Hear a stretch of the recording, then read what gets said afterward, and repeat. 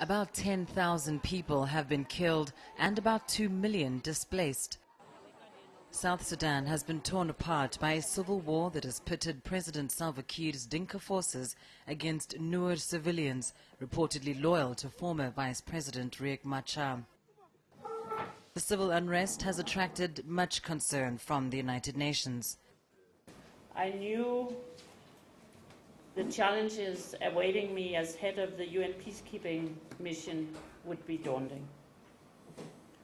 But I must admit, after 3 months, nothing quite prepared me for the enormous suffering endured by the people of South Sudan on a daily basis.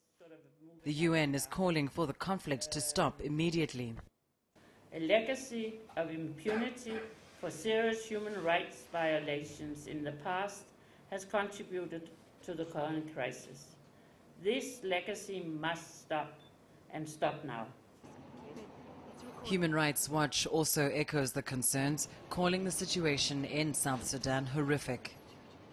Civilians would run to churches and be attacked in churches. Their hospitals were attacked. UN bases, where there are still to this day 100,000 civilians sheltering because they're too afraid to go home, because they're afraid that they will be targeted, often because of their ethnicity. Wheeler adds that there needs to be a will to end the crisis. But there's been a total lack of political will by either side to hold their forces to account, to make serious efforts to end the abuses against civilians. But with peace talks failing to yield any results so far, the people of South Sudan aren't likely to enjoy a peaceful Christmas this year.